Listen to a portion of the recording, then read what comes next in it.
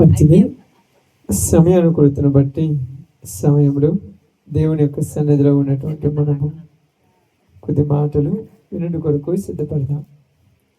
ఈ వారంలో ఒక విషయాన్ని చెప్పుకుందామని గుర్తు చేసుకుందాం. గుర్తుందమ్మా? ఆమేన్. ఏం చెప్పుకుందాం అనుకున్నా? ఆమేన్. ఓకే,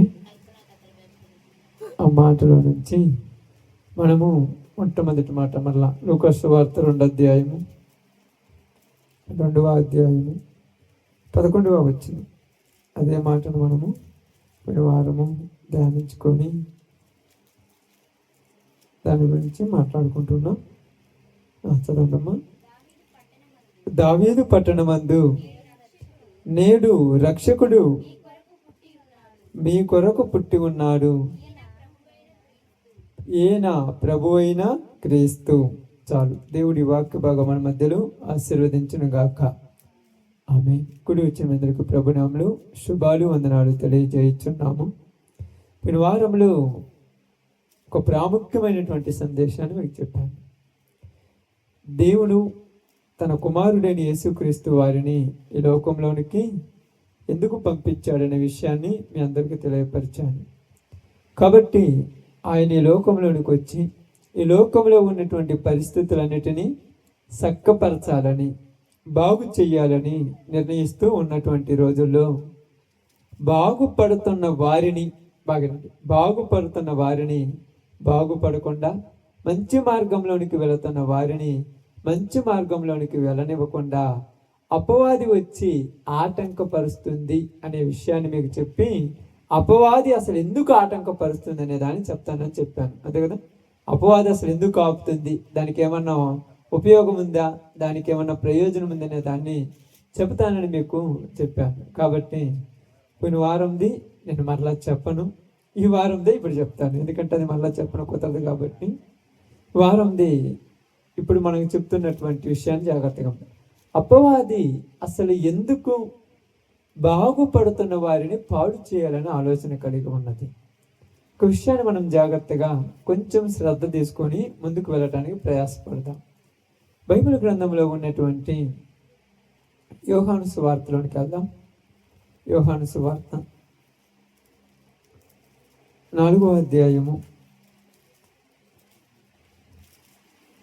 42వ వచనం.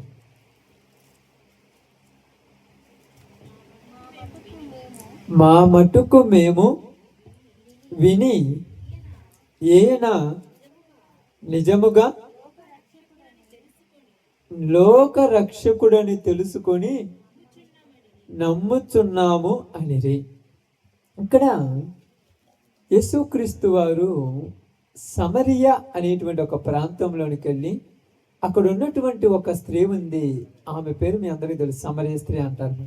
ఆ స్త్రీ దగ్గరికి వెళ్ళి తన జీవితాన్ని తనకు తెలియచేశాడు, తన బ్రతుకు తనకు తెలియచేశాడు.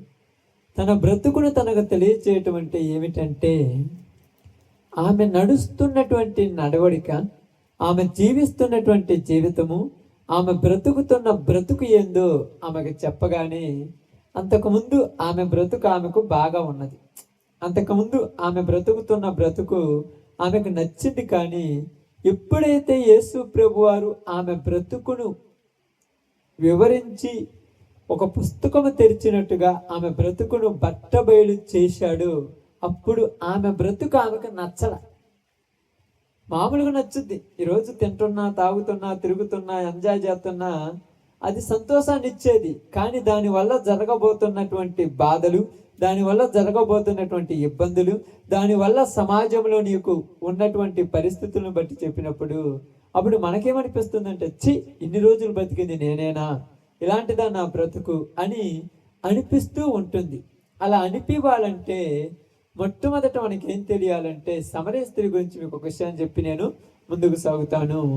యేసు ప్రభు వారు ఆ ప్రాంతంలోనికి వెళుతున్నప్పుడు, యేసు ప్రభు వారికి దాహం వేసినప్పుడు అక్కడ ఉన్నటువంటి బావి ఉన్నది, ఆ బావి దగ్గరికి వెళ్ళి నీళ్లు తాగుదామని ఎదురు చూస్తున్నప్పుడు ఒక ఆమె నీళ్లు చేదుకోవటానికి అక్కడికి వచ్చింది. అప్పుడు నీళ్లు చేదుకోవటానికి వచ్చినటువంటి ఆమె దగ్గరికి వెళ్ళి ఆయన ఏమంటున్నాడు తెలుసా? అయ్యా, అమ్మా, దాహం అవుతున్నది, కొన్ని నీళ్లు పోయమ్మా. ఏమంటుంది? దాహం అవుతున్నది, కొన్ని నీళ్లు పోయమనగానే అప్పుడు ఆయన ఏమన్నాడు తెలుసా? ఆమె ఏమన్నది తెలుసా? అయ్యా, మేము బాగినండి, మీరు అదంతా మీకు చరిత్ర తెలుసు, నేను చెప్పేదేనండి, మీరు చెప్పింది అంతా చెప్పాలంటే కుదరదు ఇప్పుడు. అయ్యా, నీకు దాహం అవుతున్నది కాబట్టి నేను నీకు నీళ్లు ఇవ్వాలని నువ్వు అడుగుతున్నావు కాబట్టి ఈ నీళ్లు నువ్వు తాగి అయ్యా అని అడగటానికంటే ముందుగా ఆమె ఏమన్నా తెలుసా? మా నీళ్ళు మీరు తాగరు కదా అన్నది. మా నీళ్ళు మీరు అంటే ఇక్కడ అర్థం చేసుకోవాల్సింది ఏంటంటే, నీళ్లు ఇచ్చింది దేవుడు, కానీ మనుషులు ఏం చేస్తున్నారంటే పంచుకుంటున్నారు, ఇది మాది ఇది మీదని. అర్థమవుతుందా? ఇచ్చింది ఎవరు? భూమిలో నీళ్లు దేవుడు. ఇప్పుడు నీళ్లు పంచుకుంటున్నారు అంతే. ఇప్పుడు అంతకుముందు వచ్చి వాళ్ళు చేదుకున్నారు, అప్పుడు ఎవరు నీళ్ళు అయ్యి? ఇప్పుడు వీళ్ళు చేదుకున్నారు, ఇప్పుడు ఎవరు నీళ్ళు? ఇప్పుడు బాగా ఆలోచించండి. ఇంతకు ముందు వచ్చి వాళ్ళు చేదుకున్నప్పుడు వాళ్ళ నీళ్లు, ఇప్పుడు వీళ్ళు చేదుకున్నప్పుడు వీళ్ళ నీళ్లు. ఇప్పుడు నీళ్ళు ఏమన్నా సపరేట్గా ఏమన్నా ఉన్నాయా? ఒకే బావిలోవి ఫస్ట్ యూదులు పోయి చేదుకున్నారు అనుకోండి, చేదుకోగానే ఆ నీళ్ళు ఏమైపోయినాయి అంటే బాగానండి యూదులు అయిపోయాయి. ఇప్పుడు సమరీయులు పోయి చేదుకున్నారు అనుకోండి, ఇప్పుడు ఈ నీళ్ళు ఏమైపోయాయి? సమరీయులు అయిపోయాయి. ఇప్పుడు ఏళ్ళింట్లో ఉన్నప్పుడు మా నీళ్ళు అనుకుంటున్నారు, ఏళ్ళింట్లో ఉన్నప్పుడు మా నీళ్ళు అనుకుంటున్నారు. ఇప్పుడు ఏమంటున్నారు? అమ్మ, కొన్ని నీళ్ళు ఏమంటే మా నీళ్ళు మీరు తాగరు కదా అన్నారు. ఆ నీళ్ళు ఎక్కడి నుంచి వచ్చాయి? అది అర్థం చేసుకోండి. నీళ్ళు ఎక్కడి నుంచి వచ్చాయి? భూమిలో నుంచి వచ్చాయి. భూమిలో నీళ్లు పెట్టిన వాడు ఎవరు? దేవుడు. కాబట్టి ఇవి మీ నీళ్ళని నువ్వెందుకు అంటున్నావు అంటే, ఇక్కడ అర్థం ఏమిటంటే, మనిషి ఏమని ఆలోచిస్తున్నాడంటే, భూమి మీద ఉన్నటువంటి ఈ జీవితంలో నేను బతుకుతున్నప్పుడు ఇది నాది అని ఫీల్ అయిపోతున్నాడు. ఈ జీవితం ఇచ్చింది ఎవరు? అది అసలు ఎవరికైనా తెలుసా? ఎవరికైనా ఆలోచన అసలు కొంచెమైనా ఉందా? ఇది నాది, నాకు నచ్చినట్టు బతుకుతాను, నా ఇష్టం వచ్చినట్టు ఉంటాను. అప్పుడు ఏమంటామంటే, అమ్మ, కొన్ని నీళ్ళు ఏమని యేసుప్రభు అడిగినట్టుగా, అమ్మ, నీ బ్రతుకు కొద్దిగా మార్చుకోరాదంటే నువ్వేమంటున్నావంటే, నా ఇష్టం నాకు నచ్చినట్టు నేను ఉంటానంటున్నావు. ఆ బ్రతికిచ్చింది దేవుడు, ఎందుకు మార్చుకోమంటున్నాడంటే, అలా మార్చుకోకపోతే దాని వలన కొద్దిగా ఇబ్బందికరంగా ఉంటుంది, మార్చుకోమని చెప్తున్నాడు. అప్పుడు ఆమె ఏమంటుందంటే, మా నీళ్ళు నువ్వెలా తాగుతావయ్యా అనగానే అప్పుడు యేసుప్రభు ఒక మాట అన్నాడు, నీవిచ్చు నీళ్లు తాగువాడు మరలా దప్పికొంటాడు, కానీ నేనిచ్చు నీళ్లు తాగువాడికి అన్నటికని దప్పికి కొనడు. ఇక్కడ మీరు అర్థం చేసుకోవాల్సింది ఏంటంటే, అప్పుడు సమరయ స్త్రీ ఆయనతో అంటుంది, అయ్యా, నేను ఎంత దూరం వచ్చి ఇక్కడికి వచ్చి మరలా ఈ నీళ్లు చేదుకొని తాగకొనినట్లు ఆ నీళ్లు నాకు ఇవ్వు అని అడుగుతున్నది. అంటే ఒక అర్థం ఏమిటంటే, ఇక్కడ ఎన్నటికీ దప్పిక కొనవు అంటే ఆ నీళ్లు కావాలి. అర్థమవుతుందా? ఇక ఎన్నటికీ ఆకలి వేయదంటే ఆహారం కావాలి. అంటే ఇక ఎన్నటికీ అవసరాలు ఉండవంటే ఆ దేవుడు తీర్చాలి. కాబట్టి ఈరోజు సమాజం కూడా ఎలా మారిపోయిందంటే, ఇక ఎన్నటికీ మరణము ఉండదు అంటే దాన్ని నమ్మట్ల. ఇప్పుడు ఎన్నటికీ దాహం ఏదంటే నమ్ముతున్నారు, ఎన్నటికీ ఆకలి ఏదంటే నమ్ముతున్నారు, ఎన్నటికీ మరణం ఉండదంటే దాన్ని నమ్ముతారా? దాన్ని నమ్మటం లేదు. అందుకన్నాడు ఇక్కడ అంటున్నాడు తెలుసా, ఆమె గురించి ఆమెకు చెప్తున్నాడు. ఎందుకంటే ఈమె జీవజలం అడిగిందని యేసుప్రభు వారికి తెలుసు. ఆ జీవజలం నాకు ఏమని ఆయనకు తెలుసు. ముందు నువ్వు జీవజలం అడగాలంటే నీ గురించి నీకు తెలియాలి. అమ్మ, నువ్వెవరమంటే, నేను నీళ్ళు ఇయ్యాలంటే నువ్వు నిజం చెప్పాలన్నాడు.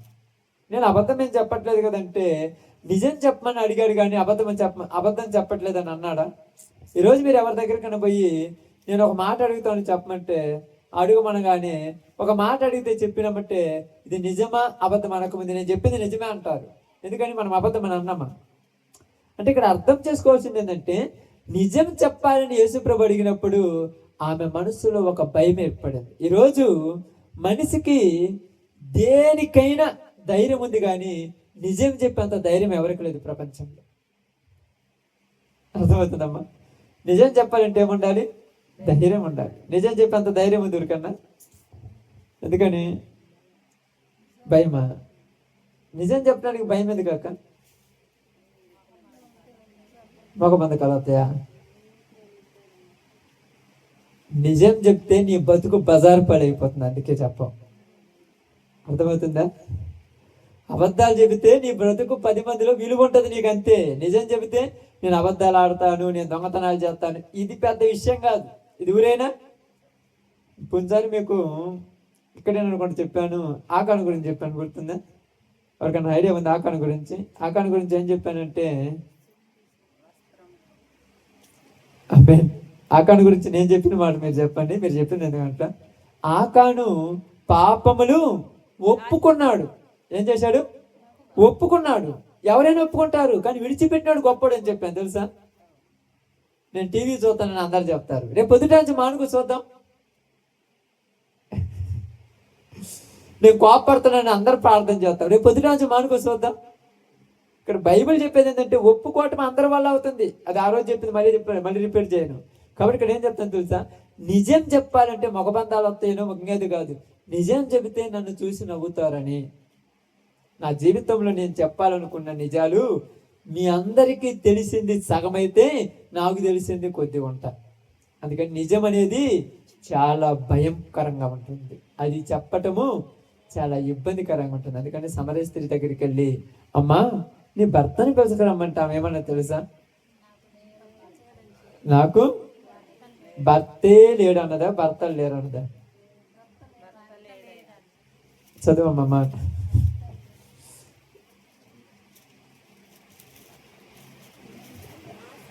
ఆ స్త్రీ, నాకు పెనిమిటి లేడు అనగా యేసు ఆమెతో, నాకు పెనిమిటి లేడని నువ్వు చెప్పిన మాట నిజమే. నిజమేనా? సరేనా? సరే, కరెక్టే, ఓకే, నువ్వు చెప్పేవాళ్ళ.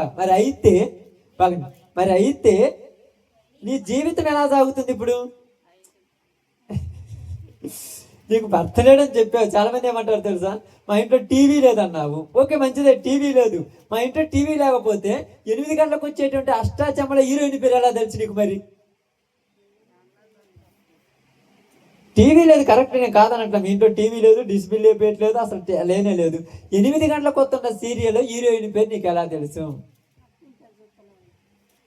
ఇప్పుడు లేకపోతే ఉంటే ఆ పక్కింటో చోట ఇంట్లో చూడటం మంచిదిగా. 10 మందిలో పబ్లిసిటీ కోసం మా ఇంట్లో టీవీ లేదు, మేము కరెక్ట్గా ఉన్నామని చెప్పుకోవటానికా? బాగా ఆలోచించండి. తప్పు చేయటానికి నీ కాడ ఉండాల్సిన పనిలా ఎక్కడైనా చేయొచ్చు. ఇప్పుడు ఏమన్నాడు? నువ్వు పెనిమిటి లేడని చెప్పిన మాట సరియే, అయితే నీకు పిల్లలు ఎక్కడి నుంచి వచ్చారు? అయితే నీ జీవనం ఎలా సాగిపోతుంది? అయితే అప్పుడప్పుడు మీ ఇంటికాడ కనపడుతున్న వాళ్ళు ఎవరు? ఈ మాట్లాడినప్పుడు పెద్దవాళ్ళు అన్నట్టుగా నక్కలు కొద్దిపడ్డాయి. నిజం ఎట్టా ఉంటుంది, అబద్ధం అయితే చాలా ఈజీగా ఉంటుంది. అయితే నువ్వు తప్పు చేయలేదని కరెక్టే, మరి ఇవన్నీ ఎక్కడి నుంచి వచ్చాయి? ఇప్పుడు దీనికి సమాధానాలు ఉండవు. అప్పుడప్పుడు చాలా మంది అంటాం, ఏంది బాధగా ఉన్నావు అంటే ఏమి లేదంటాం. ఏమి లేకపోతే బాధగా ఎందుకు ఉన్నాం? ఎప్పుడన్నా మీరు ఇప్పుడు సహజంగా సమాజంలో ఉన్నటువంటి మీకు చెప్తున్నాను, సహజంగా కుటుంబంలో ప్రాబ్లమ్స్ అనేది సర్వసాధారణం, రాకుండా అంటే ఉండవు. కుటుంబ పరంగా వచ్చిన ప్రాబ్లమ్స్ అయితే ఇబ్బంది లేదు. దరిద్రమైన ప్రాబ్లమ్స్ అన్ని తెచ్చిపెట్టుకుంటారు ఇళ్లలో. అర్థమవుతుందా? మన ఇంట్లో మురికి నీళ్ళు బయటికి పోవాలా, బయట మురికి నీళ్ళు మన ఇంట్లోకి రావాలా? కానీ బయట మన ఇంట్లోకి వస్తున్నాయి ఈ మధ్యకాలంలో. కంపు కదయ్యా, ఎట్ట రప్పించుకుంటారంటే కంపు రాని మురికి నీళ్ళు ఇవి. కంపు అయితే బయటికి పోతుంటాయి ఆడ నుంచి, సెప్టిక్ ట్యాంకుల నుంచి. కంపు రాని మురికి నీళ్ళు తెలుసా? అల్లాళ్ళిద్దరు కొట్టుకుంటే ఈడ పెట్టుకుంటారు, వాళ్ళిద్దరు తిట్టుకుంటే ఇల్లు పెట్టుకుంటారు, వాళ్ళని చూస్తుంటే ఏడొచ్చి ఇల్లుంటో కొట్టుకున్నా. అవన్నీ నీకెందుకు? అది మురికి నీళ్ళు కాదు. బాగా ఆలోచించండి. నీకు పెనిమిటి లేదని చెప్పిన మాట సరియే కాదనట్లేదు. అయితే ఇప్పుడు ఉన్నవాడు ఎవడు? దానికి అర్థమేం చెప్పాలి? ఇప్పుడు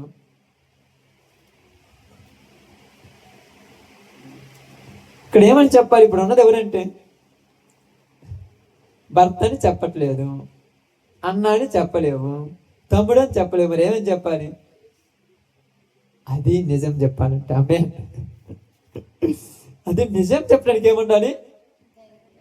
గట్స్ ఉండాలంటారు, ధైర్యం ఉండాలి. ఇప్పుడు ఫోన్లో మాట్లాడుతున్నావు, మాట్లాడి దిగుతుంటే ఎవరితోనే అంటే ఎవరితో అయితే చెప్పడానికి ఏమి? చెప్పడానికి ఏం పెద్ద ఇబ్బంది ఏం కాదుగా, చెప్పు, తప్పేముంది. అలా చెప్పాలంటే ఏం కావాలక్క? ధైర్యం. నిజంగా మనం అనుకుంటాం మనం ధైర్యవంతులు, నడిజాంకడు ఒక్కళ్ళు వెళ్తాము, ఇది ధైర్యం కాదు. నీ మనస్సులో ఉన్నది దాచిపెట్టకుండా పక్కన వాళ్ళు అడిగినప్పుడు చెబుతావు చూడు, అది ధైర్యం. అప్పుడప్పుడు కొంతమంది మొఖాలు చూసుకుని చి ఏం బతుకురు ఎలా బతుకు అనుకుంటా. నువ్వు లోపల కాదు బయట వాళ్ళ మొఖానాను, దానికి ధైర్యం కావాలి. వాళ్ళు అంటారు నా గురించి ఏమనుకున్నావు అంటే నేను ఏమనుకోలేదు, నువ్వు మంచోడు అనుకుని అంటారు. నిజమే, నువ్వు అనుకుంది. అంటే అబద్ధాలు సంతోషాన్ని ఇస్తాయి, నిజాలు సంతృప్తినిస్తాయి. సంతోషానికి సంతృప్తికి చాలా తేడా. అబద్ధాలు ఏమిస్తాయి? సంతోషాన్ని ఇస్తాయి. అప్పుడు అబద్ధం చెప్పిన అనుకుంటావు, అమ్మయ్య ఇంక ఇబ్బంది లేదులే, ఏమనుకోలేదులే, మళ్ళీ అబద్ధం చెప్తావు. అదే నిజం చెప్తే సంతృప్తిగా ఉంటావు. నేను చెప్పింది నిజము, ఏదైతే అది అవుతులే, ఇంక నీలో అరాకొర ఉండదు. కాబట్టి ఇక్కడ ఏం చెప్తాను తెలుసా? మరి చేసావు కరెక్టే, మరి ఇప్పుడు ఉన్నది ఎవరు? ఇప్పుడు అదే చెప్తాను, దేవుడు అడుగుతున్నాడు. నువ్వు తప్పు చేయటం లేదు, మరి ప్రాబ్లమ్స్ ఎలా వచ్చాయి నీకు? నువ్వు తప్పు చేయలేదు కదా, ప్రాబ్లమ్స్ రాకూడదుగా. మీకు అదే, నేడు రక్షకుడు మీ కొరకు పుట్టి ఉన్నాడు, కరెక్టే, ఆయన పుట్టాడు. పుట్టినోడిని రక్షకుడిగా అంగీకరించావు, అంగీకరించే నీలో ప్రాబ్లమ్స్ రాకూడదుగా. ప్రాబ్లమ్స్ రావడానికి కారణం ఏంటి? సమస్యలు రావడానికి కారణం ఏంటి? ప్రాబ్లమ్స్ తెలియదు, సమస్యలు రావడానికి కారణం ఏంటి? మనం చేసుకునే ఏం చేసుకున్నాం? బాగానండి. ఇప్పుడు ఇక్కడ జామ ఎత్తను విత్తితే ఏమవుతుంది? అంతే, నువ్వు చేసుకున్నది నువ్వు అనుభవిస్తున్నావు ఈరోజు. అందుకంటున్నావు దేవుడి కొద్దిగా బాధ లేదే, దేవుడు నా వైపు చూడట్లేదే, దేవుడు ఏంది నన్ను పడుచుకోవట్లేదు, ప్రార్థన చేస్తానంటే ఇత్తినిత్తనము మొక్క మొలిచి నువ్వు అనుభవించాలి. నువ్వు ఏడ్చినా, ముఖం నల్లా పెట్టుకున్నా, దిగులు పడ్డా, నిన్ను చూసి ఎవరు జాలి పడే రోజులు కాదు. నువ్వు అనుకుంటున్నావు నన్ను చూసి నేను ఏడిస్తే జాలి పడతారేమో, నేను ఏడిస్తే మారతారేమో. నువ్వు ఏడిస్తే మారరు, నువ్వు చచ్చినా మారరు, నువ్వు బతికినా మారరు, నువ్వు ఇంటికి వెళ్ళిపోయినా మారరు, నువ్వు ఉరేసుకున్నా మారరు, నువ్వు మందు తాగినా మారరు. ఎందుకంటే నిన్ను చూసి జాలి పడంత మనసులు ఎవరు లేరు. ఎందుకంటే అబద్ధాలతో బతుకుతున్న బ్రతుకులు మనుషులువి, నిజాలతో బతికే మనుషులు కాదు. మనం అబద్ధాలతో బతుకుతున్నాం. అబద్ధాన్ని దాచిపెట్టడానికి ఇంకొక అబద్ధం, అబద్ధాన్ని దాచిపెట్టడానికి ఇంకొక అబద్ధం, అబద్ధాన్ని దాచిపెట్టడానికి ఇంకొక అబద్ధం. ఇన్ని అబద్ధాలు దాచిపెట్టుకున్న మనము నిజం చెప్పాలంటే భయం వేస్తుంది ఈరోజు మనిషికి. అప్పుడప్పుడు చూడండి, చాలాసార్లు ఇప్పుడు అక్కుంది అనుకోండి, ఏందక్క ముఖం నిలబెట్టుకున్నామంటే ఏమి లేదులే, ఏమి ఎందుకు లేదు, ఉన్నదంటే చెప్పేది పోదు అదనక్క. మరి ఎందుకు చెప్పలేవు? ఎందుకు చెప్పలేవు? చెబితే యుద్ధాలు జరుగుతాయేమో, జరిగితే అప్పటితో జరిగితే అయిపోతే అంత క్లోజ్ అవుతుంది. కానీ చెప్పాలంటే అయితే ఆమె ఏమన్నా తెలుసా?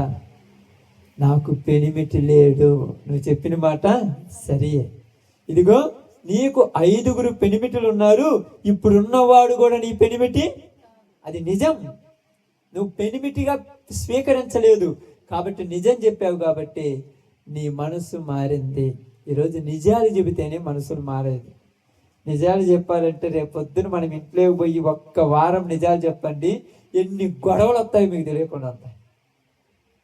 కానీ నిజం చెప్తే, నేను చెబితే నాకు సంతృప్తిగా ఉంటుంది అయ్యా, నువ్వు చెబితే నీకు సంతృప్తిగా ఉంటుంది, నువ్వు చెబితే నీకు సంతృప్తిగా ఉంటుంది. కానీ నీకు అబద్ధాలు చెప్పి నిజాలని ప్రియులైపోతున్నారు చూడు, వాళ్ళది వాళ్ళు అనుభవించే రోజు ఖచ్చితంగా వస్తుంది.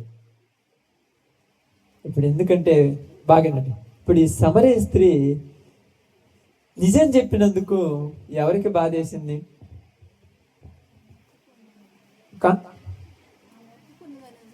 అదే నిజం చెప్పినందుకు ఎవరికి బాధేసింది? బాధ, ఎవరో ఒకరికి బాధ. నువ్వు నిజం చెప్తే ఒకరికి బాధ అవుతుంది. ఆ ఒక్కపడి చెప్పకపోతే కొంపలు మునిగిపోతాయా? అప్పుడప్పుడు సెక్యూరిటీ గార్డులు ఎక్కువ మంది ఉంటారు తెలుసా మనకు. మనకంతా సెక్యూరిటీతోనే పని. మొబైల్ ఫోన్ నుంచి ఇంట్లో బతికంతా సెక్యూరిటీతోనే పని. పాస్వర్డ్ లేకుండా ఏం చెయ్యం. చత్రమ్మా, ఇంట్లో అన్నం తినాలంటే బయట పిల్లోని కాపలా పెట్టి లోపల తింటుంటాం. ఎవరైనా వస్తారేమో చూడరండి, వస్తున్నారని చెబితే ఆ చికెన్ బిర్యానీ నెట్టేసి ఇటీవల ఉన్నటువంటి పొడికారం సంగతి తీసుకుంటాం. అంటే మీకు అప్పు చెప్తున్నాను, అట్లా ఊరి చేయర్లే. అంటే దానికి ఆడ ఏదైనా పెట్టుకోండి. ప్రతిదీ సెక్యూరిటీ సెక్యూరిటీ సెక్యూరిటీ. ఎందుకు సెక్యూరిటీ? 4 పిల్లలు పోయిన కాదు కానీ బయటికి 3 పిల్లలు లోపల ఉంటారు, ఒకడు బయట కూర్చుంటారు. దేనికి వీడు? కాపలా ఉండాలా? చేసేది కరెక్ట్ అయితే కాపలా అవసరమా? బాగా చెప్తానండి, బాగా గమనించాల్సిన. ప్రతిదీ సెక్యూరిటీతో ఉన్నది. కాబట్టి ఇక్కడ సెక్యూరిటీ అవసరం లేకపోతే, కాపలా అవసరం లేకపోతే ఎక్స్ట్రా పని ఏం చేయాల్సిన పని లేదు. కాబట్టి ఇక్కడ సమరయ స్త్రీ జీవితంలో నిజాలు చెప్పేసిందమ్మా. నేను తప్పుడు చేశానయ్యా, నేను తప్పు చేశానయ్యా, నేను ఎలాంటిదాన్నయ్యా. వెంటనే దేనికోసమైతే వచ్చిందో ఆ కొండ విడిచిపెట్టి ఊరిలోకి పోయి చెప్తుంది. నేను చూడండి అక్కడ మాట 42 వచ్చిన, మా మట్టుకు మేము విని ఈయన నిజముగా లోకరక్షకుడని తెలుసుకొని నమ్ముతున్నాం. తెలుసుకున్నారు. ఎలా తెలుసుకున్నారు?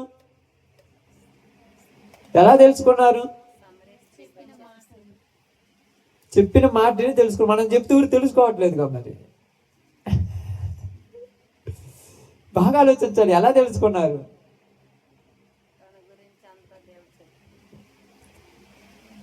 ఇప్పుడు సమరయ స్త్రీ గురించి తెలుసుకున్నది.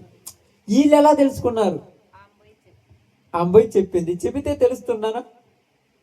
చెబితే తెలుసుకునే పని అయితే ఇప్పుడు కనీసం సంవత్సరంన్నర నుంచి వస్తున్నాం కదా అటు ఇటు. ఆయన చూసి నమ్మారు. ఓకే, మంచిది. నేను సంవత్సరం నుంచి వస్తున్నాం కదా ఇక్కడికి. ఈ ఊరని కాదు, ఎన్ని ఊర్లు వెళ్తున్నా. చెబితే నమ్మే పని అయితే బాగుండు. మరి ఎలా నమ్మాలి? వీళ్ళు తెలుసుకున్నారు. ఎలా తెలుసుకున్నారు? బైబిల్ గ్రంథంలో నుంచి అంటే రిఫరెన్స్లు చెప్పాను, వాక్యం చెప్పాను. మీకు గుర్తు రావడానికి ఎగ్జాంపుల్ హెచ్చరిక చెప్తున్నాను.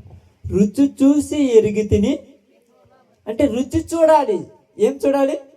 ఇప్పుడు ఏంలో ఏ రుచి చూశారు? ఏంలో రుచి ఒకటి చూశారు. ఏం చూశారు? బాగానండి. ఏమి చూశారంటే నిజముగా పనికిరాని పాప జీవితంలో పడిపోయిన పనికి మాలిన ఒక స్త్రీ తన జీవితాన్ని విడిచిపెట్టింది. మేము ఆమెను రుచి చూశాము. ఈరోజు నీ బతుకు ఎదుటి వాళ్ళను రుచి చూపించాలి. నువ్వు నీ ప్రవర్తన ఎదుటి వాళ్ళకు రుచి చూపించాలి. సమరయ స్త్రీ వచ్చి చెప్పితే మారారని ఇక్కడ కాదు. సమరయ స్త్రీ అసలు 10 మందిలోనికి వచ్చి ఏం చెప్తుంది? ఇక్కడ ఏం చెప్తుందాడా? ఏంటండి? నా బ్రతుకు బట్ట బయలు చేసిన ఆయన వచ్చాడు. నేను 3వ కంటికి తెలియకుండా, పబ్లిక్ తెలియకుండా, ప్రజలకు తెలియకుండా రహస్యముగా చీకటి గదులలో చేస్తున్న కార్యములన్నీ భూతద్దంలో పెట్టి సీసీ కెమెరాలో చూసినట్టుగా చెప్పిన ఆయన నేను చూశాను. ఇది నా బ్రతుకు. ఒప్పుకొని విడిచిపెట్టేసింది. రాహాబుని వేశ్య ఒప్పుకున్నది, విడిచిపెట్టింది. వ్యభిచారంతో పట్టుబడిన స్త్రీ ఒప్పుకున్నది, విడిచిపెట్టింది. మన జీవితాలు ఒప్పుకుంటున్నాము, నిజాలు చెప్తున్నాము, బ్రతుకులో అనుసరించాలి. నువ్వు ఎప్పుడైతే నిజం చెప్తావో అప్పుడు నీ వరకు నీకు సాటిస్ఫై, నీ వరకు నీకు సంతృప్తినిస్తుంది. అనుసరిస్తావు చూడు. అనుసరిస్తారని తెలుసు కదా, నడుచుకుంటావు చూడు. ధర్మశాస్త్రం వినివారు దేవుని దృష్టికి ధన్యులు కాదు కానీ దానిని అనుసరించి నడుచుకుని వారే ధన్యులు అన్నారు కదా. ఎప్పుడైతే దేవుని వాక్యం ప్రకారం నడుచుకుంటావో అప్పుడు ఎవరికి సంతృప్తి? నడుచుకునే వాళ్ళకు సంతృప్తి. ఇంకెవరికి సంతృప్తి? దేవునికి సంతృప్తి. ఇంకెవరికి సంతృప్తి? ఇంకా ఎవరికి సంతృప్తి ఉండదు. ఆమె నిజం. నీకు సంతృప్తి, నీ దేవునికి సంతృప్తి, నీ భర్తకు సంతృప్తి ఉండదు, నీ భార్యకు సంతృప్తి ఉండదు, నీ పిల్లలకు సంతృప్తి ఉండదు. ఎందుకంటే నువ్వు అన్ని నిజాలే కదా చెప్పేది, అబద్ధాలు చెప్పావు కదా. ఇప్పుడు నిజాలు చెప్తే అందరికీ ప్రాబ్లమ్సేగా, అవునా కదా? నిజం చెప్తే అందరికీ ప్రాబ్లమ్సే. అప్పులోడు వస్తాడు, ఇంట్లో ఉన్నావని అడుగుతాడు, నువ్వేం చెప్పాలి? ఏం చెప్పాలి? ఇదిగో నువ్వు వస్తే లేడని చెప్పమన్నాడని చెప్పాలి. అట్లా చెబితే నేను నచ్చుతాడు ఇంట్లో అసలు. అప్పుడు నీకు నచ్చుతావు వాళ్ళకం. అప్పుడు ఏమంటారు తెలుసా? ఒక్క చిన్న అబద్ధం కూడా చెప్పలేవు. నువ్వు ఎలా బతుకుతావు లోకంలో? ఇప్పుడు నిజం చెప్పటం ఎంత ఇంపార్టెంటో అబద్ధం చెప్పటము కూడా అంతే ఇంపార్టెంట్ అయిపోయింది ఈరోజు లోకానికి. నిజం చెప్పటం దేవునికి ఎంత ముఖ్యమో అబద్ధం చెప్పించడం కూడా దెయ్యానికి అంత ముఖ్యమైపోయింది ఈ రోజుల్లో.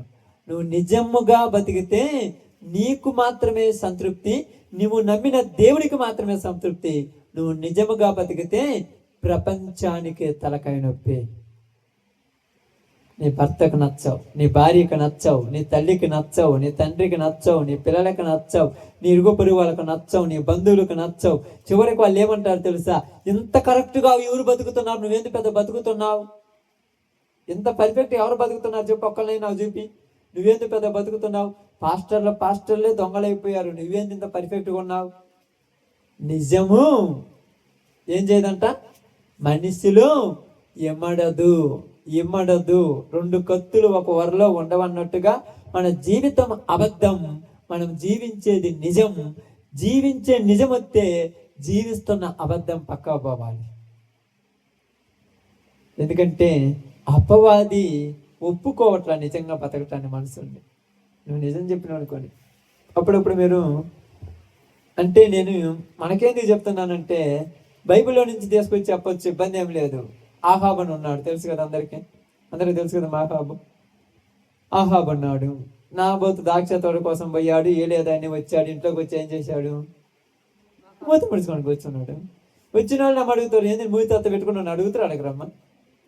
భర్త భార్యను అడుగుద్ది, భార్య భర్తను అడుగుద్ది. ఎవరైనా అడుగుతారు అడగరు తెలియదు. కానీ మనకెందుకు ఈ అమ్మాయి ఎప్పుడు ఇట్టు పెట్టుకుని ఉంటుంది, ఇంటి ఎప్పుడు ఇప్పుడు ఎక్కడైనా అనుకుంటారు. కానీ భర్త వచ్చి అడుగుతారు, ఏంది డల్గా ఉన్నావు, ఇప్పుడు ఏం చెప్పాలి నువ్వు? ఇప్పుడు ఏం చెప్పాలి చెప్పు? ఏంది అట్లా ముఖమంది ఫీల్ అయిపోతున్నావు? ఎందుకు ఇంట్లో కుదార్తతో ఉండట్లేదు, సంతోషంగా ఉండట్లేదు, నువ్వు బాగలేదా? ఏంది డల్లుగా ఉన్నట్టు ఏం చెప్పాలి? నిజం చెప్పాలి, అబద్ధం చెప్పాలి? నిజమే చెప్పాలి కదా. కానీ అబద్ధం చెబుతామా, నిజం చెబుతామా?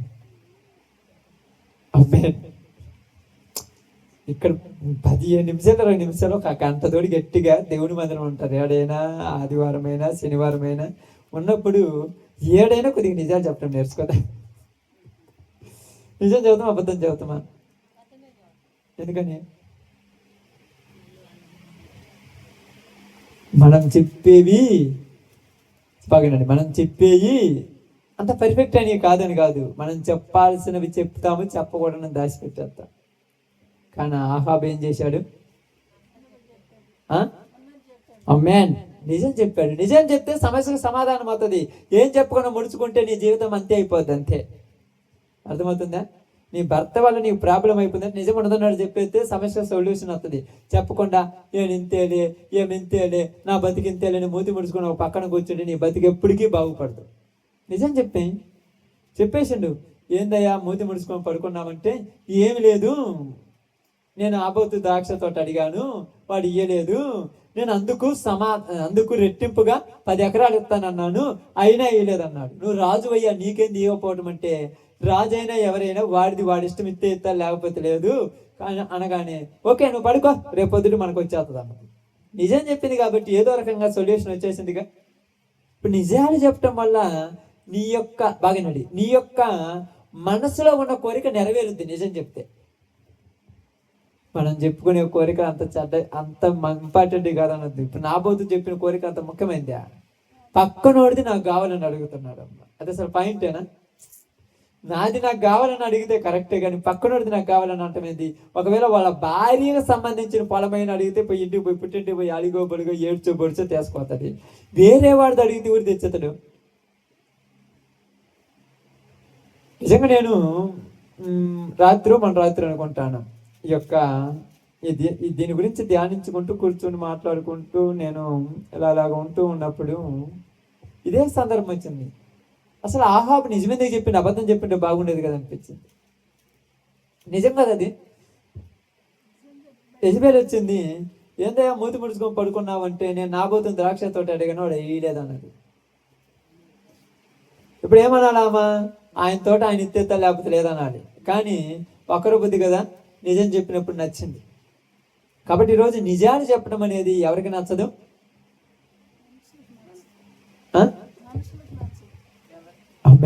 నిజాలు చెప్పడం అనేది లోకానికి నచ్చదు. ఇప్పుడు నిజం చెప్పినప్పుడు ఆహాబు నిజం చెప్పాడు, అబద్ధం చెప్పాడా? ఇప్పుడు బాగా మంచి పాయింట్ చూడండి. నిజం చెప్పాడు, అబద్ధం చెప్పాడా? నిజమే చెప్పాడు. నిజం చెప్పినటువంటి నిజాన్ని యెజెబెల్ ఎలా ఉపయోగించుకుంది?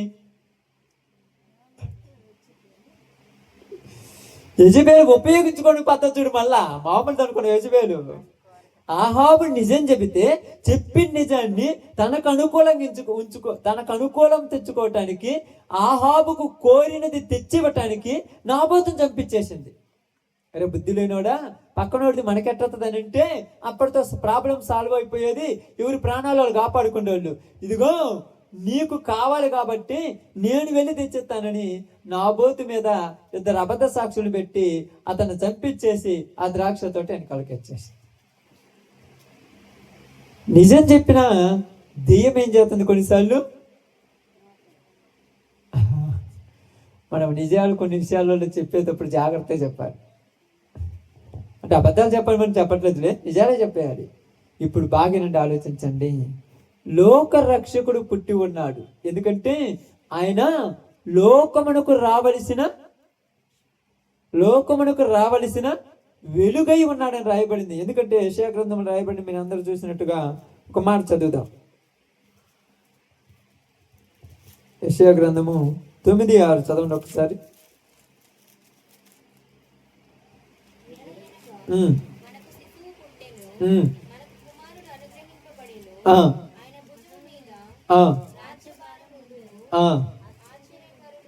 ఆయన భుజముల మీద రాజ్య భారము ఉండెను. ఏ భారం ఉన్నది? ఇప్పుడు నీ భుజముల మీద ఏ భారం ఉన్నది? నిజమక్కయ్యి. భర్త యొక్క భుజాల మీద కుటుంబ భారం ఉన్నది. భార్య యొక్క భుజాల మీద కుటుంబంలో ఉన్న పిల్లల బాధ్యత ఉన్నది. యేసు ప్రభు యొక్క భుజాల మీద ఈ రాజ్య భారం ఉన్నది. ఈ కుటుంబాన్ని ఒకవేళ తప్పిపోతుంటే, ఒకవేళ నీ కుటుంబంలో పిల్లలైనా భార్య అయినా భర్త అయినా తప్పిపోతుంటే నాకెందుకని పోగొట్టుకుంటావమ్మా? ఎవరైనా పోగొట్టుకున్న వాళ్ళు ఉన్నారా? చెంపకేసి కొట్టి మరీ పరిచేస్తారు అన్నీ పిల్లలని. అయితే మరి యేసు ప్రభు ఎందుకు పోగొట్టాలి? నువ్వు మా పాపమును మేమున్నాం, మా ఇష్టం వచ్చిన మేము తిరుగుతుంటాం, మా ఇష్టం వచ్చిన మేము బతుకుతాం, నీకెందుకని అంటున్నారు కదా. ఎందుకు పోగొడతారు అసలు? ఆయన భుజముల మీద ఇలా భారం ఉంది. చిన్నపిల్లలు ఉన్నారు కదమ్మా, పిల్లలు ఉన్నారు కదా, చిన్న చిన్న పిల్లలు. ఇప్పుడు స్థుతి కానీ, అమ్మాయి స్టేపన్ కానీ, లేకపోతే మన పిల్లలు ఉన్నారు కదా, చరణ్ కానీ వస్తారు కదా. మీ పిల్లలు ఉన్నారు కదా, వాళ్ళు ఆడబడితే ఆడ తిరుగుతుంటారు. మీకెందుకు వదిలేయండి, చూద్దాం. వదిలేమంటే సార్ ఆ రోడ్డు మీద అట్టు ఇట్టు చుట్టుపక్కల నుంచి అయ్యేంటి కార్లు బోర్లు వస్తుంటే ఎట్టబడితే ఆడ తిరిగి ఆ బురతకుంటూ తిరుగుతారు. నాకెందుకు నన్ను వదిలేస్తావా? ఎందుకని? వాళ్ళ భారం నీ మీద ఉంది. వాళ్ళకి ఏదన్నా అయితే నువ్వే భరించాలి, వాళ్ళకి ఏదన్నా అయితే నీకే బాధ. ఇప్పుడు ఈ ప్రపంచంలో ఉన్న ఏ మనుషుడు ఎట్టబడితాడు తిరిగితే మనందరికి ఎందుకు కానీ యేసు ప్రభు వారికి ఎందుకు అనుకోవట్లా? ఎవరికేమైనా ఆయనకే బాధ. ఎవరికి ఏ ఇబ్బంది వచ్చినా ఆయనకే బాధ. ఎందుకు ఆయనకు బాధ? ఆయన బిడ్డలు, ఇంకా ఆయన మీద వాళ్ళ భారం ఆయన మీద ఉంది. ఇంకా ఎందుకు ఆయనకు భారం?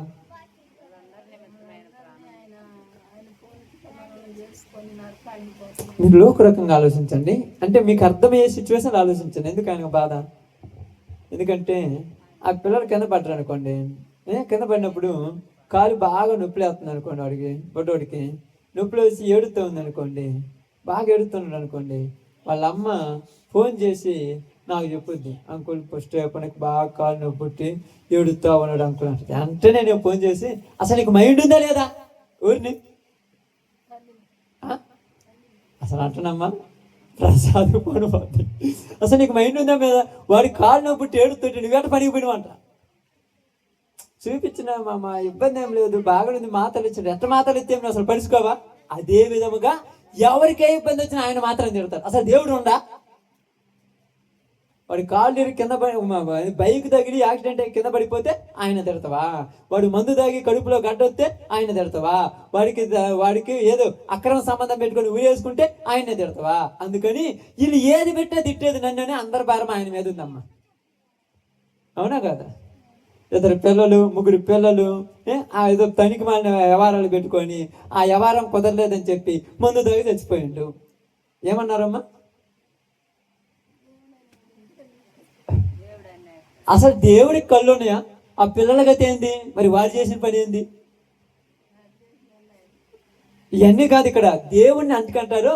వాడు ఎంత కింద పడి అని వాడు పరుగులు తీసుకొని పోయి గానాట ఆడుకుంటూ సైకిల్ దొక్కితే కింద పడి కాలు నొప్పి పుట్టినా ఆ నొప్పి తగ్గకపోతే నన్నే తిడతారు కదా, అంతే కదా. వాడు కింద పడి ఎదురు పడుచుకుంది అనుకోండి, నొప్పులు వేస్తుంది, మట్టిలో ఆడుకొని ఒంటి నిండా పుండ్లు తెచ్చుకున్నాడు, పోయి చూపించు కదండి. వాడు ఊరు మట్టిలో ఆడుకోమన్నారంటే పిల్లోడు ఆడుకోకుండా ఉంటాడా? మరి ఏంటంటే పిల్లోడు ఆడుకోకుండా ఉంటాడా? ఆడుకున్నాడు, అందుకే మట్టి గొడవలు వచ్చాయి. మరి సబ్బు తెచ్చినాము, నీళ్ళు పోతున్నావు, దానికి ఆయింట్మెంట్ పోతున్నావు, అయినా తగ్గలేదు, మరి నిన్నెందుకు అడగాలి? ఎన్ని మంచి చేస్తున్నా, ఎంత కృప చూపిస్తున్నా, ఎంత ప్రేమిస్తున్నా దేవుణ్ణి మాత్రమే తొడుతున్నారు. కాబట్టి వీళ్ళు ఏ కాడికి బాగుపడాలని ఆయన కోరిక. యేసు ప్రభువుని నమ్ముకోనటువంటి వ్యక్తి ఒకవేళ అక్రమము అన్యాయం చేస్తూ పాపమని ఊబిలో చిక్కుకొని క్రూరత్వంలో ఉండి 28-35 సంవత్సరాలు చచ్చిపోతే యవన కాలంలో వాడిని దశపోయాడు. దేవుడికి అసలు కళ్ళు ఉన్నాయా లేవంటారు. ఆ దేవుడి పేరు చెప్పొచ్చుగా మరి. వాళ్ళు నమ్మిన దేవుడు, వీళ్ళు నమ్మిన దేవుడు అన్నారు కదా. భూమి మీద ప్రపంచానికి ఒక్కడే దేవుడు, ఆయనే సృష్టికర్త. ఆయన అంటాడు, ఏ పేరు పెట్టి తిట్టినా తిట్టేది నన్నే కదా, అవునా కదా. ఇప్పుడు వాడు ఎలుగోరిపాలెంలో ఉన్నా, లేకపోతే ఇటుపోతే గానయ్య పంటలో ఉన్నా, లేకపోతే చింతగుంటలో ఉన్నా, వాడికి ఏ దెబ్బ తగిలినా కూడా కనేది మీ ఇద్దరినే కదా. మా అమ్మమ్మ వాళ్ళు చూసుకుంటారంటే వాళ్ళకేం బాధ్యత ఉంటుంది?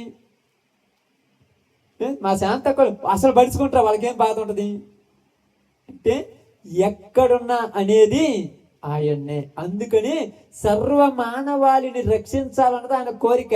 అందుకని వీళ్ళందరికీ ఇబ్బందుల వల్ల, పాపముల వల్ల, లేనిపోని అక్రమముల వల్ల వారి జీవితాలు సగంలోనే సంకనాగిపోతుంటే నన్ను అంటున్నారు కాబట్టి వాళ్ళందరికీ మంచిని చెప్పటానికి మిమ్మల్ని పంపిస్తున్నానని దేవుడు ఏం చేశాడంటే సువార్తను పంపించేశాడు అందరికి.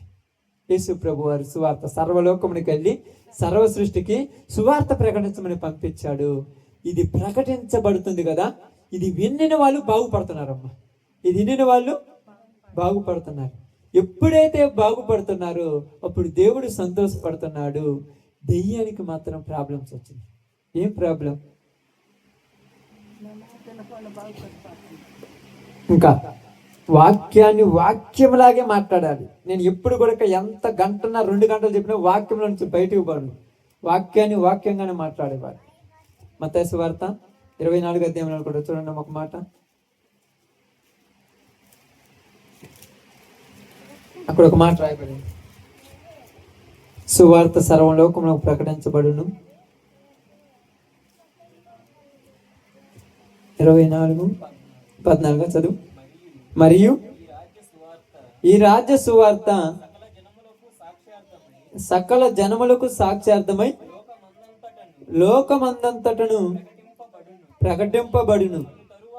అటు తరువాత అంతము వచ్చును. అటు తర్వాత, ఎటు తర్వాత? ఎప్పుడు అంతము? ఈ రాజ్య సువార్త అందరికీ ప్రకటించబడుతుంది కదా. ప్రకటించబడిన తర్వాత ఏమవుతుంది? అంతమవుతుంది. ప్రకటించబడితే వాడికి ప్రాబ్లం ఏంటంటే అందరికీ వాక్యం చెప్తుంటే వాడికి ఏమవుతుంటుంది? పక్కన టెన్షన్ పెరిగిపోతుంటుంది. తెలుసా? మీరు ఎప్పుడైనా ఐసీయూలో చూసారమ్మా? ఐసీయూలో మనిషిని పెట్టి చూసారా? మూతికి ఒకటి తగిలిస్తారు, చెస్ట్ కొన్ని తగిలిస్తారు, చేతలకు కొన్ని తగిలిస్తారు, కాళ్ళకు కొన్ని తగిలిస్తారు. ఇక 2 టీవీలు పెడతారు. ఆ టీవీలలో పుల్లలు ఎట్టా ఒక పక్క నెంబర్లు ఎట్టా పెరుగుతుంటాయి. అవన్నీ తెలియని వాళ్ళు పోయి ఇదేందిరా కరెంటు పెట్టారంటాడు. తెలిసినోడికి తెలుస్తుంది. ఏమనుకుంటాడు? ఆ గీతలు ఆ నెంబర్లే వాడి ఆయుస్సు. అర్థమవుతుందా? ఆ గీతలు ఆ నెంబర్లే. ఇక్కడ ఆక్సిజన్ తగ్గిందనుకో ఆ యొక్క గీతలు ఏమవుతుంటాయి? తగ్గిపోతూ ఉంటాయి కొద్దిగా. అంటే దగ్గర రావాల్సిన గీత కొద్దిగా దూరం అవుతుంటుంది. అక్కడ నెంబర్లు కూడా పెరగవలసిన నెంబర్లు తగ్గిపోతుంటాయి. ఎప్పుడైతే నెంబర్లు తగ్గిపోతుంటాయో బయట కూర్చున్న వాళ్ళకి టెన్షన్ ఎక్కువైపోతుంది. ఏమని? ఆయుస్సు. ఇప్పుడు సువార్త ఎక్కువగా ప్రకటిస్తే వాడి ఆయుస్సు కూడా తగ్గిపోతుంటది.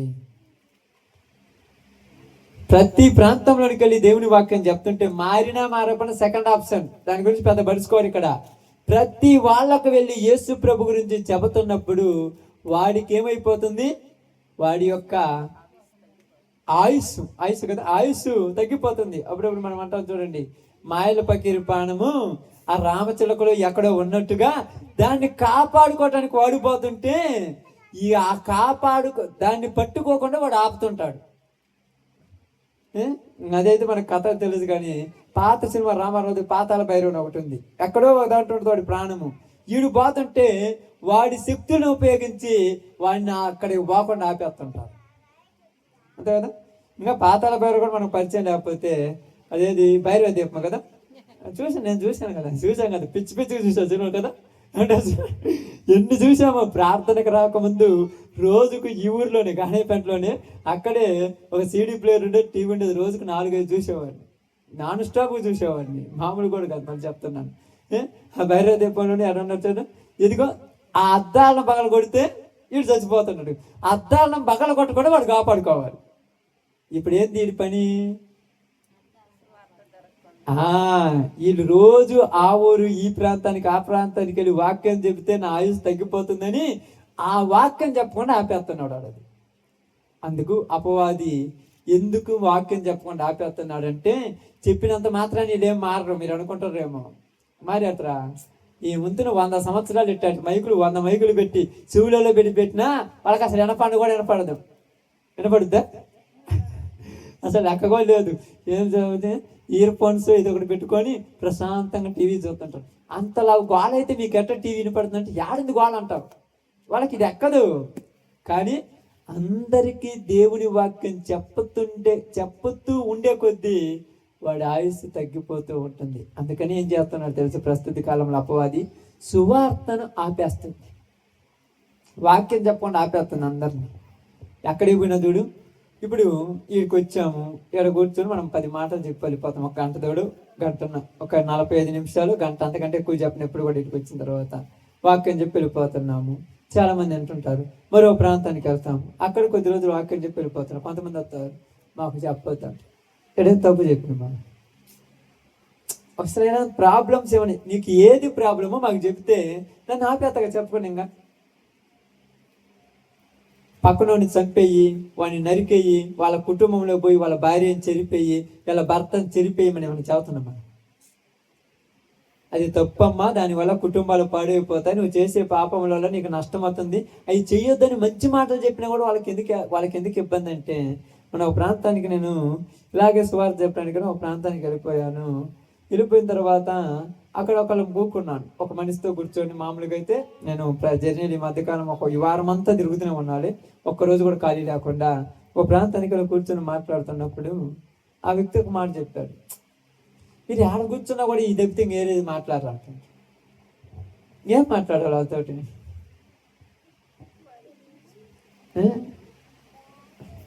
ఏమో అంత క్లోజ్గా మాట్లాడి ఏమంటే చెప్పండి. ఏదైనా మాట్లాడంటే ఒక 5,000 అప్పియమంటే ఏంద్ర ముక్కు మొక్కం నిలకుండా అప్పు అడుగుతున్నాను. లేకపోతే ఏటి గురించి మాట్లాడే, మనకేం సినిమాలు తెలియదు, వాడికి తెలిసింది మనకు తెలియదు. వాడు చెప్పమనేది కూడా చెప్తాను. మీ నీతి ఏదో నేను చెప్పమన్నాను. నీతి ఏంటంటే ఎదుటికి అన్యాయం చేయకుండా మంచిగా బతకమన్నాడు. కరెక్టే, నువ్వు ఏది చెప్పినా, నువ్వు ఎక్కడికి వెళ్ళినా ఇది కరెక్ట్, నేను కాదనట్లేదు. అది అన్యాయం చేయకుండా నువ్వు బతుకుతున్నావు చెప్పన్నాను. అన్యాయం చేయకపోతే భూమి ఆడిందా ఈ రోజుల్లో?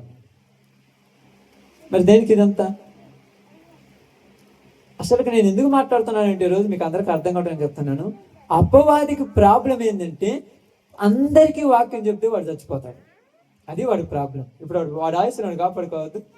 మీరు చూడు, ఉదయాన్నే 8 గంటలక 8 గంటలక 9 గంటలక టిఫిన్, మధ్యాహ్నం 1 గంటకు లంచ్, సాయంకాలం నాస్టా అంటే 4:30, 5 ఏదైనా చాయ్ బిస్కెట్, మళ్ళీ 8:30కు మళ్ళా అన్నము. 3 పూట్ల పర్ఫెక్ట్గా తీసుకుంటారు.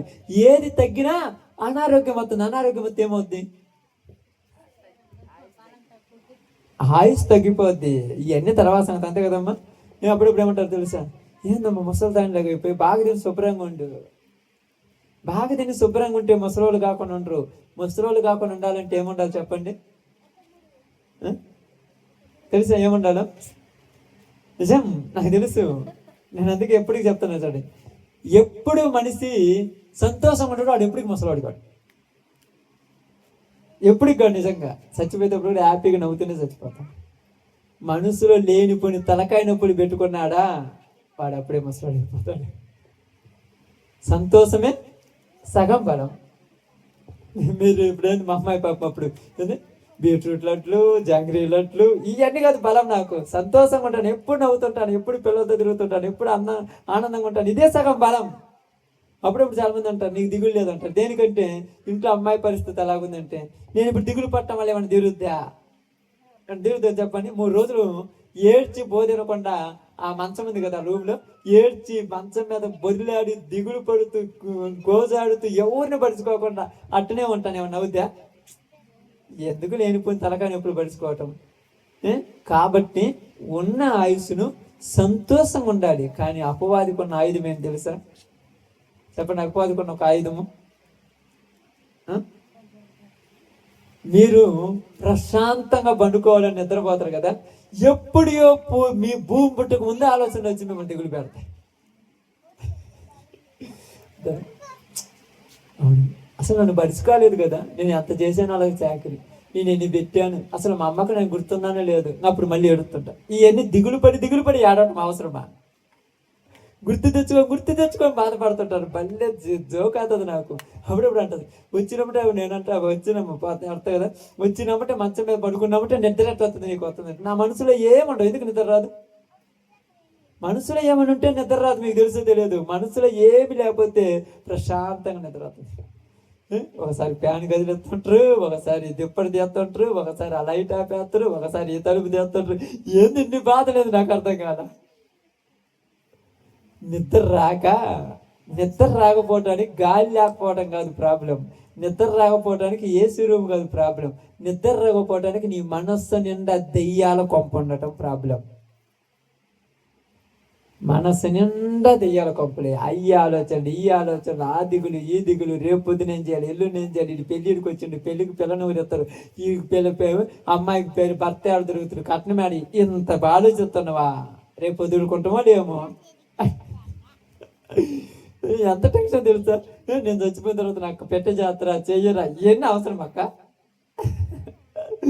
మొన్న అంటారు దిగులు పడతారు అంటే, ఎందుకు ఈ దిగులు నాకు అర్థం కాలేదు. పాపం అనేది ఎక్కడో లేదు, మనలోనే పుట్టుకొస్తుంది. నిజం.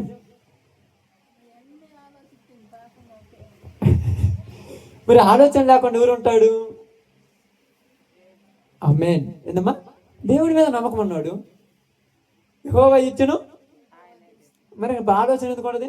భార్యకు ఆలోచన వచ్చి దిగులు పడి తెలిపోయింది, ఈయనకు ఆలోచన లేదు. అందుకే చెప్తున్నాను, ఆలోచన అనేది అసలు ఉండకూడదు మనిషికి. ఆలోచన లేకుండా బతికదు అంటారు. హాస్పిటల్కి పోతే డాక్టర్ ఏం చెప్తారు తెలుసా? నీకే జబ్బు లేదమ్మా, ఏం ఆలోచించకంటారు. బయటకు వచ్చారు, ఆలోచన లేకుండా ఎవరు బతుకుతారు, ఆయనకు లేదా అంటారు. ఆలోచన వద్దంటున్నాడు, మరి ఆలోచన లేకుండా బతుకోలేరు అని అంటారా? నేను చెప్తున్నాను కదా, నా జీవితంలో నేను ఆలోచన నేను చెప్పట్లేదు, నేను మాత్రము 100కు 5% ఆలోచిస్తాను, 95% అసలు ఆలోచన. ఎప్పుడన్నా ఎవరన్నా ఫోన్ చేస్తారు, మళ్ళా చేస్తానంటాను, అసలు గుర్తు కూడా ఉంటారు నాకు. నేను చేస్తానంటే వాళ్ళు చేసేదాకా గుర్తుండదు. ఎందుకంటే వాళ్ళని గుర్తు పెట్టుకుంటే మళ్ళీ వాళ్ళకి ఫోన్ చేయాలి, వాళ్ళు ఏదో అడుగుంటారు, అవన్నీ వాళ్ళకి సరదాలు, ఇవన్నీ అవసరమా? టైం వస్తే అయ్యో చేసేయచ్చు, అంతేనా కాదా? అప్పుడప్పుడు అమ్మాయికి ఫోన్ చేస్తాను, ఏమన్నా తేవాలంటాను, బుద్ధి పెడితే ఏమన్నా తేమంటున్నాను. నాకు బుద్ధి పుట్టలేదు, నేను తేను, అందుకే తేను, నువ్వు అడిగితే తెస్తానంటాను. అంటే ఎందుకు చెప్తున్నానంటే, ఆలోచన లేకుండా బతికితే దేవుని ఆలోచనలు నీలోనికి వస్తాయి. అది ఇక్కడ ఉన్న గొప్ప విషయం. వేరే ఆలోచన ఉంటే దేవుడి ఆలోచన నీలోనికి రావు. మరి ఇంకేం చేద్దాం చెప్పండి దానికి. అందుకని పోయిన వారం మీరు చెప్పినట్టుగా అపవాది ఎందుకు ప్రాబ్లం తెచ్చి పెడుతుందంటే, దేవుని వాక్యాన్ని వక్రీకరించి చెప్పేటట్టు మార్చేసింది. అందుకే సత్య సువార్త వినపడట్లేదు కనుక జనములు సువార్త విన్నారని ఫీల్ అవుతున్నారు కానీ పూర్తిగా ఇంకా వినలే. చూశారుగా, మీకు మెసేజ్లు చూస్తుంటారు కదా, సెల్ ఫోన్లు ఉన్నాయి కదా మాకు చాలా మంది దగ్గర, చూస్తుంటారు కదా. ప్రతి ఒక్కరు వాక్యం చెప్తే పిట్టకథలు ఎక్కువ ఈరోజు వాక్యాలలో, నవ్వేయటం ఎక్కువైపోయింది. పెద్ద పెద్ద పాస్టర్లు మళ్ళీ వాళ్ళు ఇంటర్నేషనల్ పాస్టర్లు అంటారు. నాకైతే ఊరు ఇంటర్నేషనల్ లేదు నా దృష్టిలో, అందరూ ఒకటే మన దృష్టిలో. ఎందుకంటే అది మట్టే ఇది మట్టే, దాంట్లో తేడా ఉందా? ఇప్పుడు ఈ ఆ ఇటుక రాయి ఉంది కదా, ఇదిగో ఆ ఇటుక రాయి ఉంది. ఎడ కడితేనేమో లేని వాళ్ళు కట్టుకున్న ఇటుక రాయి. అదే చంద్రబాబు నాయుడు ఇంట్లో కడితే ఉన్న వాళ్ళు కట్టిన ఇటుక రాయ. ఏడైనా ఇటుక రాయి. నీవు ఆలోచించండి, ఏడైనా మనిషి వాడికి జబ్బు రావాల్సిందే, నీకు జబ్బు రావాల్సిందే, వాడికి పానం పోవాల్సిందే, నువ్వు పానం పోవాల్సిందే. కానీ నువ్వు ఉండాల్సింది పర్ఫెక్ట్గా. ఏం చెప్తున్నారు తెలుసా? వాక్యం చదవక అట్టి తిరిగి పొద్దుగూకులు ఏం చెప్పాలి అర్థం కాక పిట్ట కథలు చెప్తుంటారు. ఆ కథలు చెప్పి జనాలు కింద పడి నవ్వుతూనే ఉంటారు. వాక్యం ఎక్కదు ఊరికి, ఆ కథలు చెప్పేవాళ్ళు నచ్చుతుంది వాళ్ళకు.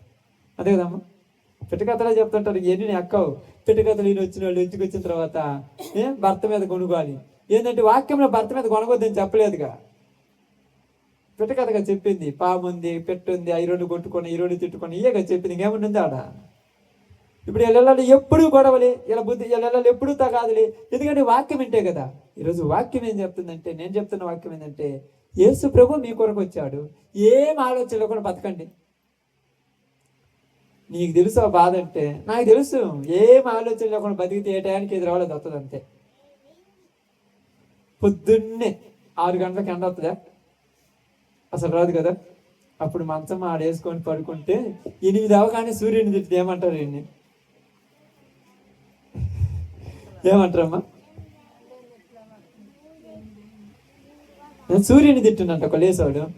ఏంది బుద్ధి లేని సూర్యుడు అప్పుడే ఎండ వచ్చిందంటే అట్ట. నువ్వు 8 దాకా ఊరి పడుకోమంటావు. అప్పుడు నువ్వేం చేయాలి? లేచి మంచము నీడకు లాక్కో పడుకో. వాడి పని వాడు ఏడ్చుకొని వెళ్ళిపోతాడు అంతే. నీకెందుకు అర్థమైందా? 4 గంటలకు 5 గంటలకు లేచింది అనుకో, 5:30కు లేచి ఇంటికి పోతా. 5 ఇంటికి వెళ్ళిపోతాడు లోపలికి. మళ్ళీ 8, 7, 7:30 అవుతుంది నేను బయటకు వచ్చాక. ఎందుకంటే సూర్యుడితో ప్రాబ్లం ఉండదుగా, బయట ఉంటాడు కదా ప్రాబ్లం. అంటే అదే చెప్తాను మీ అందరికీ అని కాదు, కానీ అపవాది వాక్యాన్ని ఆపేసింది. అందుకే ఈరోజు ప్రార్థనలకు పోయే వాళ్ళు 100కు 90 మంది ఉన్నారు, వాక్యం వినే వాళ్ళు 100కి ఎత్తురు ఉన్నారు. యేసుప్రభు దగ్గరికి అయితే పోతారమ్మా, ఎవరు బతుకులు మారవు. యేసుప్రభు దగ్గరికి అయితే పోతారు, ఎవరు బూతు మాటలు మాట్లాడకుండా ఉండరు. యేసుప్రభు దగ్గరికి అయితే పోతారు, ఎవరికి ధనాపేక్ష లేకుండా లేదు. యేసుప్రభు దగ్గరికే పోతారు, ఎవరు అబద్ధాలు ఆడకుండా ఉండరు. యేసుప్రభు దగ్గరికి పోతారు, ఎవరు సీరియల్ సినిమాలు చూడకుండా ఉంటారా? ఈరోజు ఏదో సినిమా రిలీజ్ అయిందంట, చిరంజీవి కొడుకుదంట. వాటిలో ఎక్కువ టికెట్లు కొడితే మన క్రిస్టియన్స్ తెలుసా? నిజం. యేసుప్రభు నమ్మిన వాళ్ళు ఎక్కువ టికెట్లు కొని ఉంటారు వాళ్ళే. అవును, మరి ఒక టికెట్ 2,000 3,000 పెట్టాను అంటారు. మళ్ళీ వీళ్ళు ఏమంటారు? ఆదివారం రాగానే యేసయ్య ప్రార్థన అంటారు, నీకేనా ఆరాధన, నీకే నాకు స్థితి అంటారు. ఎవరిని నమ్మాలి వాళ్ళని? అంత బోటకం నాయాలు. కాబట్టి మీ అందరికి చెప్పేది ఏంటంటే, ఒకటి, నిజముగా దావీదు పట్టణమందు లోకరక్షకుడు నేడు మన కొరకు పుట్టి ఉన్నాడు. ఆయన పుట్టిన ఆయనను మనము స్వీకరించి బాగుపడాలనుకుంటే అపవాది ఏం చేసిందంటే ఆయనను మనలోనికి రాకుండా చేసింది. అందుకని కల్పనా కథల వైపు తిప్పేసింది. నిజాలు చెప్పేస్తుంటే నమ్మరు. మీరు నిజం మాట్లాడారు అనుకో, మీ ఇంట్లో వాళ్ళు ఏమంటారు? నిన్ను అబ్బో అంటారా, శత్రువులు అంటారు. న్యాయము పక్కన నిలబడే వాళ్ళు లేరు ఈరోజు. అన్యాయం పక్కన అందరు ఉన్నారు. నేను ఇప్పుడు ఓ పని చేస్తున్నాను, న్యాయం వచ్చి ప్రసాద్ చెప్పిన అనుకో, ఇద్దరు దొంగలయ్యి, అదే అనేది, ఇద్దరు దొంగలయ్యి దోచుకోవటానికి అన్యాయం ఎక్కడికి పోయినా చలామణి అవుతుంది. కాబట్టి సువార్త అంటే యేసు ప్రభు గురించి అందరికి తెలిస్తే అపవాది ఆయుస్సు ముగించిపోతుంది. అపవాది ఆయుస్సు ముగిస్తే ఏమవుద్దమ్మా? ఈ తాగుబోతుడికి ప్రాబ్లం. దెయ్యం లేకపోతే మరి తాగడగా, అమ్మో నన్ను అప్పుడే మానిపోయాను అనుకుంటా. ఈ తిరుగుబోతుడికి ప్రాబ్లం, అది లేకపోతే తిరగడగా. అసలు అంతా లింక్ ఆనే ఉంది. మెయిన్ ఆపేత అంతా కరెంట్ పోతుందిగా. దెయ్యం జత్తి వీళ్ళందరూ బాగుపడతారు. అది జత్తే బాగుంది అనుకుంటే ఈ తాగుబోతాడంటారు, దాన్ని పోషిస్తున్నాడు వీడు. తెలుసా పోసేయడం అంటే? ఏమంటున్నాడు? తాగొద్దు, తిరగొద్దు, చెయ్యొద్దు అంటానికి నువ్వెవరెవరా? రేపు డాముంచి బాక్సులు పగల కొడతా. మరి వాడు పోషిస్తున్నాడు. అమ్మో వాళ్ళు ఏమన్నా అంటారని మనం ప్రార్థన పెట్టకుండా మాట్లాడుకున్నట్టే అప్పుడు తాగేవాడికి, తిరిగేవాడికి చెప్పేవాళ్ళు లేడు. ఇంకా అడిగేవాడు ఎవరన్నా ఇష్టం వచ్చినట్టు. కానీ ఒక్క టైం వస్తుంది అపవాది అంతము. సువార్త ఏమవుతుందంటే చాప కింద నీరులాగా సాగిపోతుంది. ఎవరు ఆపాలనుకునే దీన్ని ఆపలేదు. కాబట్టి ఇప్పుడు మీ అందరికీ చెప్పింది ఏంటంటే, అప్పవాది ఎందుకు ఆపుతుందంటే దాని సెక్యూరిటీ అది చూసుకుంటుంది అంతే, ఇంకేమి లేదట. వాళ్ళు బాగుపడాలి ఇవన్నీ రెండో పాయింట్.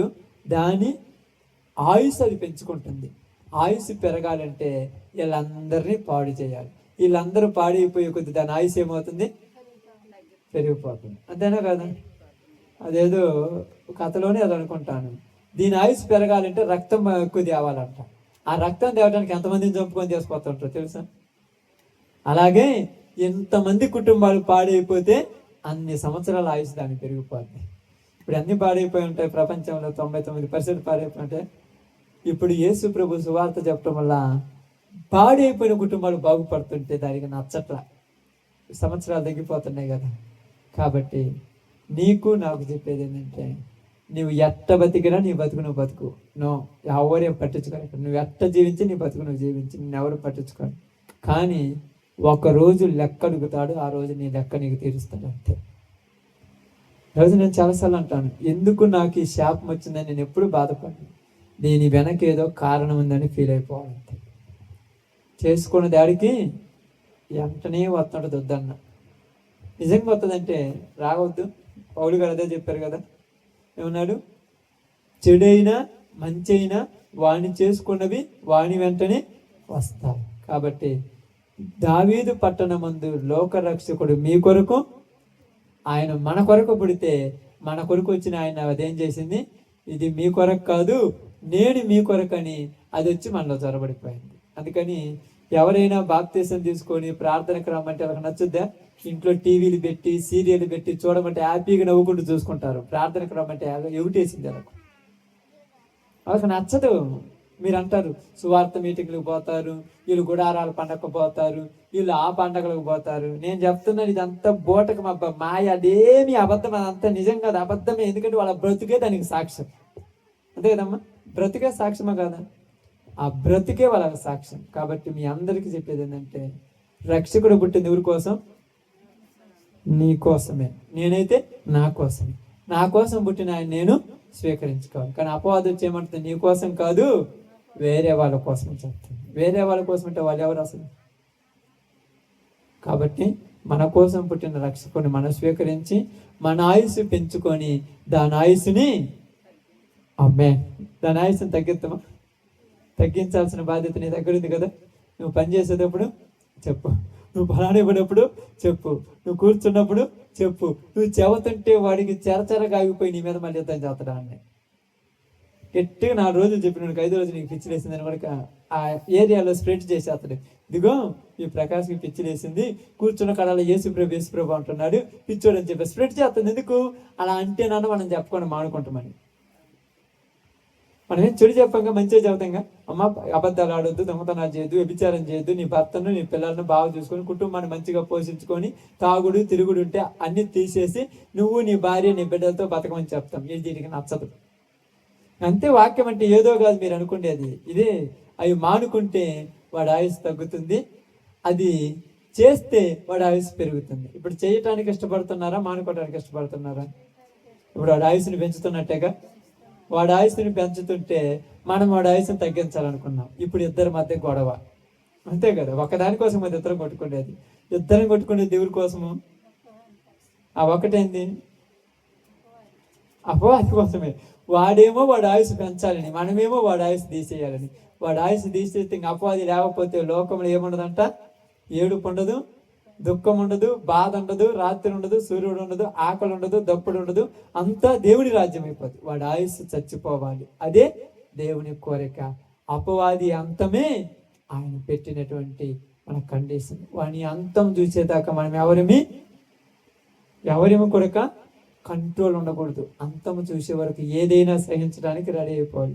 కాబట్టి ఈరోజు మీ అందరికీ చెప్పింది ఏంటంటే, రేపు మంచి నిజం చెప్పడానికి ప్రయత్నించండి. మళ్ళీ వచ్చే వారం దాకా ఒక నేను మళ్ళీ దేవుడు అవకాశం ఇచ్చి సజీవుడి గుంజితే మీరు బతికి ఉంటే నిజం చెప్పడానికి ప్రయత్నించండి. వారం అంతట్లో ఎన్ని అబద్ధాలు ఆడారో రాసి పెట్టుకోండి మీ మైండ్లో. మీరు నాకు చెప్పొద్దులే, మీకు మీరే చెప్పుకొని ఎన్ని అబద్ధాలు ఆడుంటారు. అవి 1-2 రోజులకి నాకు తెలిసి 3 అంకెలు 4 అంకెలు దాటిపోతాయి. 5 కూడా దాటవచ్చు 2 రోజులకి. ఓకే, అందరు కూడా తల వంచండి, ప్రార్థన చేస్తాను. అందరూ ప్రార్థనలోకి భవించండి. అందరూ